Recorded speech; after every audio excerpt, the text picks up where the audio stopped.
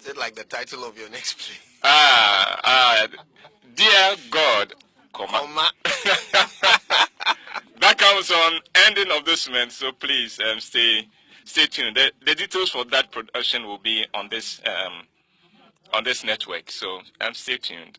Dear God, comma. Incredible. A policeman's life is not an easy one. Indeed, sometimes it is even dangerous. And that is a quote from Kwame Nkrumah in June 9, 1962, when he was opening the police headquarters. The police corporal has been on duty since 6 a.m. It is now 6:15. It is the morning rush hour, and he has done his best to keep the traffic flowing. He is tired and hungry, but he puts his own personal comfort and personal needs aside. This is his job, and there will be no unnecessary traffic jams and indiscipline on the road today, not when he's on duty. He has been trained to wear his uniform with pride, and he is doing just that. Now the worst of traffic is over. Cars are moving slowly but smoothly. Then he sees this black Toyota Land Cruiser driving on the wrong side. It has taken one lane of the oncoming traffic, and cars have to swerve to avoid it. Corporal stops the car and walks up to the driver's side, but the driver, a man in suit, refuses to roll down the window. Corporal taps gently on the window to indicate to the driver to roll the window down. The man's face is a picture of disgust, but Corporal overlooks it. The window finally comes down, about 8 inches. Yes, what? The man asks with scorn. Good morning, sir, Corporal says, still trying very hard to uphold the highest professional standards. Look, says the man, you are wasting my time. Why have you stopped me? Corporal says, you were driving on the wrong lane. And so what? The man bursts out. Do you know who I am? Corporal says, sir, I don't need to know who you are to do my job. Sir, may I see your license, please? The man says, officer, I said you are wasting my time. Do you know that I can get you fired?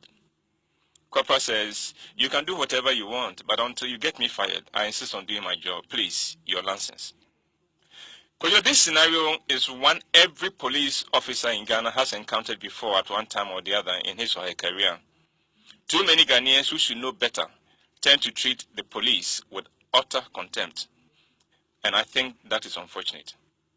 When the average Ghanaian thinks of the Ghana Police Service, he thinks of the corporal or sergeant standing by the roadside, stopping cars and asking for papers. When I think of the Ghana Police Service, what comes to mind is very different. One morning in 1999, at about 7:45 a.m., it was raining very heavily in Accra, and I was driving from Jamestown to the industrial area in the rain. When I got to the Kolebu traffic light, I realized that the traffic lights were off. Now, usually when those lights are off, mayhem ensues at the four-way intersection. But on this occasion, in heavy rain and in rush hour, there was order.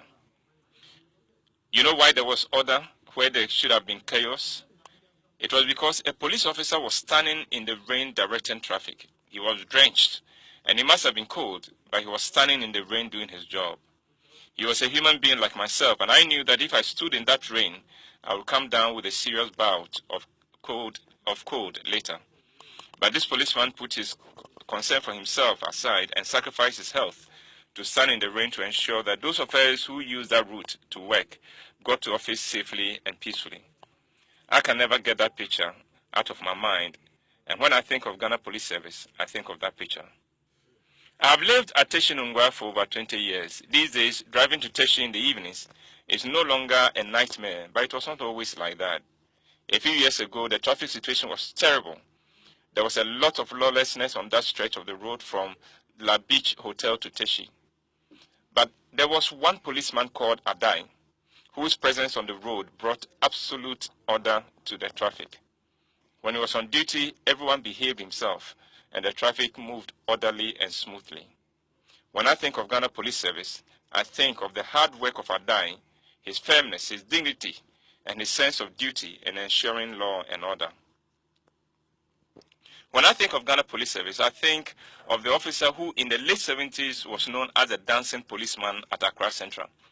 This was a policeman who directed traffic with such enthusiasm that he was a delight to watch. And without speaking, he inspired you to go and do your work with enthusiasm too. When I think of Ghana police, I think of Salifu Dagati. He was a police officer who took a bullet for Osachifo Dr. Kwame Nkrumah. After his death, his widow and son moved to stay at the Kwame Nkrumah Estates a few meters away from South Central in Kumasi, where I grew up. And his son became one of my playmates. You know, if you can sleep soundly at night, you owe that to the Ghana Police Service. If you can go about your daily business safely, you owe that to the Ghana Police Service. If you can keep your office and shop open daily for business, you owe that to Ghana Police Service. When I think of the Ghana Police Service and our attitude to the men and women in police uniform, I think of a story Pawuli told in a lecture. He said a primary school teacher asked his pupils which was more important to life on earth, the sun or the moon. One pupil stood up and said, the moon is more important than the sun. The teacher asked, why do you say that the moon is more important than the sun? The people said, the moon is more important because it comes out in the night when we really need light, and it brightens the night for us. But the sun comes up only when it is day, and we don't really need its light. The poor child was probably too young to understand two things. One, the moon gets its light from the sun. Whatever light the moon is able to provide comes from the sun. Two, it is the sun that lights up the day. Without the sun, the day will be darker than night. The point is, we often take some things and some institutions for granted in Ghana. And of all the institutions we take for granted in Ghana, none is more taken for granted than the Ghana Police Service. The successes and achievements of the service are ignored, but their mistakes are mentioned with loudspeakers from mountaintops.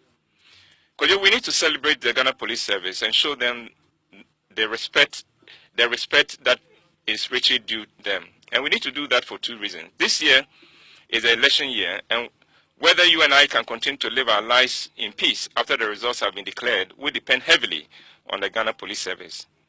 We cannot continue to show them disrespect and expect that they will somehow rise up to the occasion when we need them the most. The second reason we need to inspire the Ghana Police Service is because of the threat of terrorism that seems to be getting ever closer to Ghana.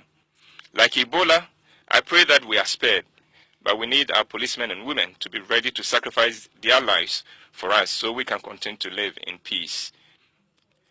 To the officers of the Ghana Police Service, I say to you this morning, thank you for wearing that uniform. Please continue to wear it with pride and dignity. Ghana needs you now more than ever. No doubt, and that's wonderful. Thank you so much. Very inspiring. I'm going to go and shake the hand of a police officer this morning if I get a chance. Show them respect. Indeed. Thank you, Uncle Ibu. And Thursday. Okay. Kojo, hopefully, what is the biggest lie you ever told in your life? Answer, listeners, answer coming up on Thursday. But coming up now is the Joy Business Report.